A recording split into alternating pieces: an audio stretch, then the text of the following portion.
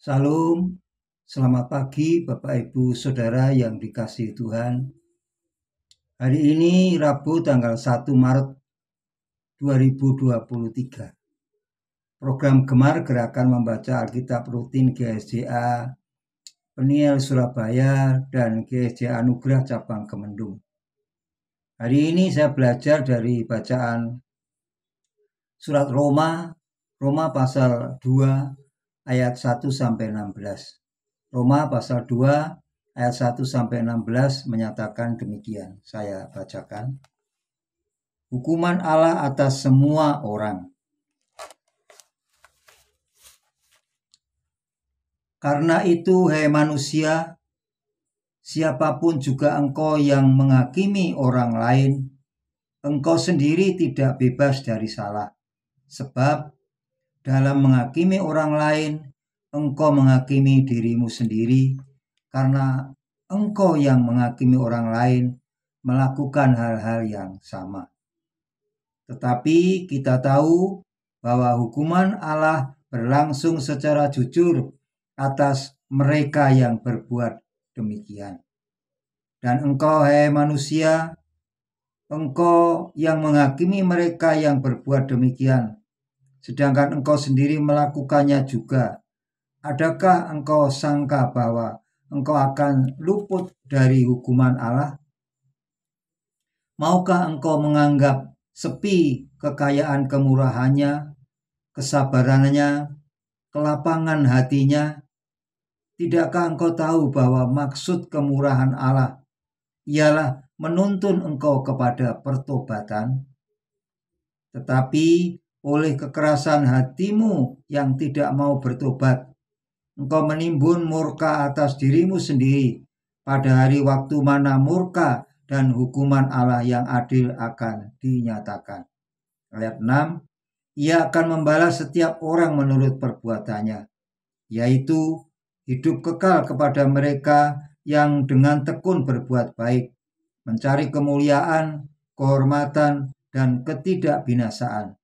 Tetapi murka dan geram kepada mereka yang mencari kepentingan sendiri, yang tidak taat kepada kebenaran, melainkan taat kepada kelaliman.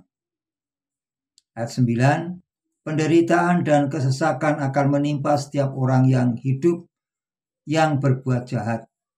Pertama-tama orang Yahudi dan juga orang Yunani. Tetapi kemuliaan, kehormatan, dan damai sejahtera akan diperoleh semua orang yang berbuat baik. Pertama-tama orang Yahudi dan juga orang Yunani. Sebab Allah tidak memandang bulu, sebab semua orang yang berdosa tanpa hukum Taurat akan binasa tanpa hukum Taurat. Dan semua orang yang berdosa di bawah hukum Taurat akan dihakimi oleh hukum Taurat.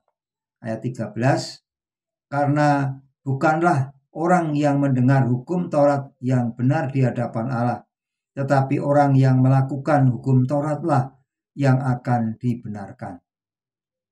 Apabila bangsa-bangsa lain yang tidak memiliki hukum Taurat oleh dorongan diri sendiri melakukan apa yang dituntut hukum Taurat, maka walaupun mereka tidak memiliki hukum Taurat, mereka menjadi hukum Taurat bagi diri mereka sendiri. Ayat 15, sebab dengan itu mereka menunjukkan bahwa isi hukum Taurat ada tertulis di dalam hati mereka, dan suara hati mereka turut bersaksi, dan pikiran mereka saling menuduh atau saling membela.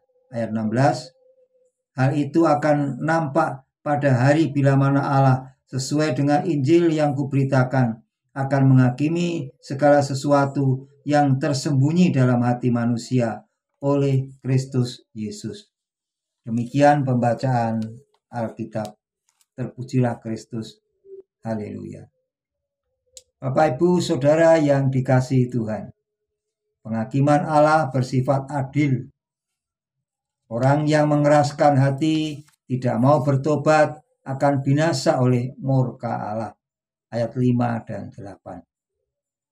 Orang yang bertobat dan meninggalkan dosa, lalu tekun berbuat baik, mau mencari kemuliaan, kehormatan, dan ketidakbinasaan akan memperoleh hidup kekal.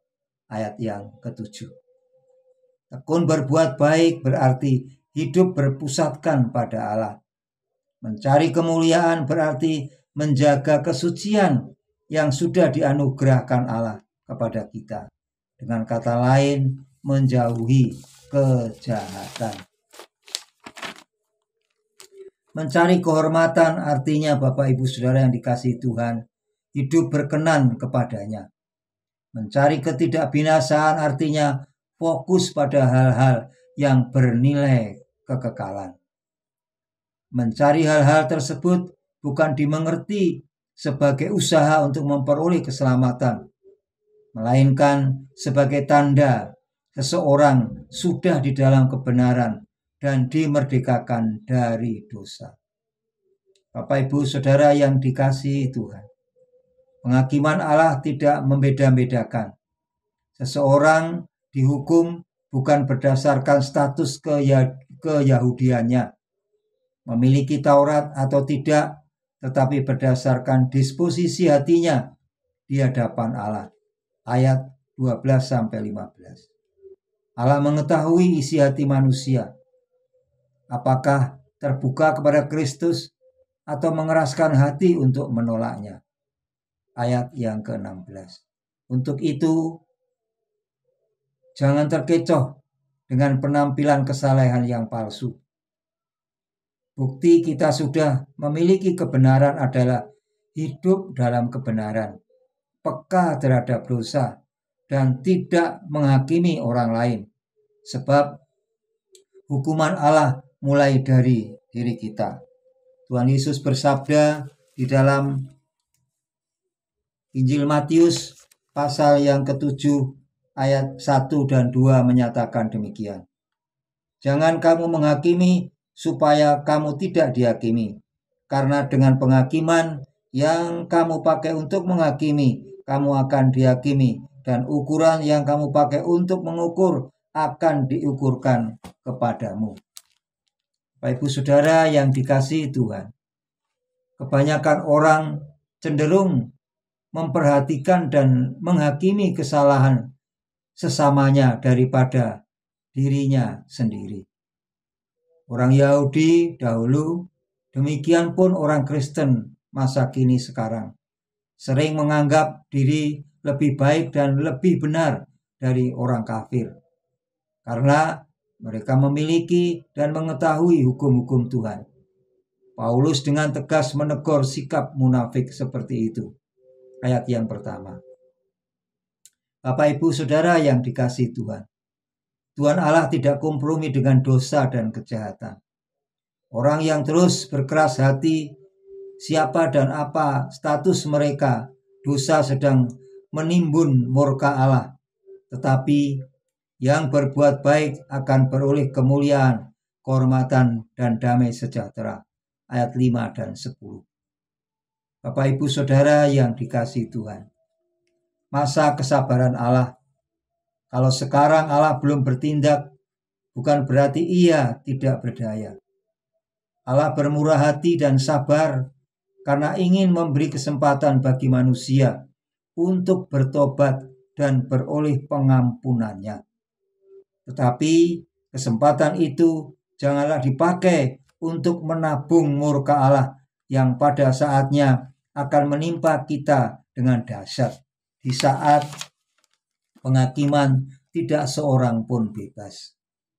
Bapak Ibu Saudara yang dikasihi Tuhan, sesuai dengan norma-norma yang diberlakukan manusia, Allah akan menghakimi mereka. Orang Yahudi sesuai hukum Taurat. Orang yang percaya kepada Injil Yesus Kristus sesuai dengan anugerah Allah di dalam Kristus.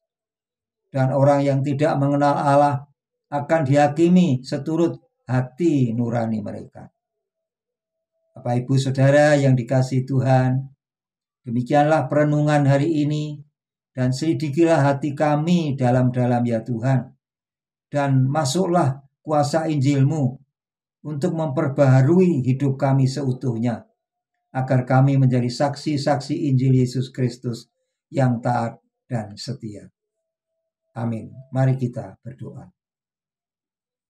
Bapa di surga, dalam nama Yesus, kami bersyukur kalau pagi hari ini kami diberi kesempatan untuk belajar daripada kebenaran firman-Mu.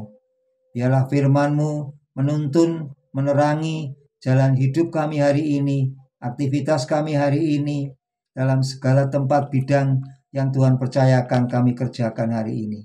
Kami sangat percaya kuasa anugerah dan kemurahan Tuhan menyertai setiap kami, dan Tuhan memberkati apa saja yang kami kerjakan, kami lakukan, kami pelajari hari ini akan menjadi berkat bagi kami, dan kemuliaan nama Tuhan diagungkan dan dimuliakan. Jadikanlah kami saksi-saksi Injil Yesus Kristus yang setia dan taat. Tuhan Yesus, terima kasih akan hari ini. Kami bersyukur dan berdoa hanya dalam nama Yesus Kristus. Selamat pagi, selamat beraktivitas. Tuhan Yesus memberkati kita semua. Haleluya.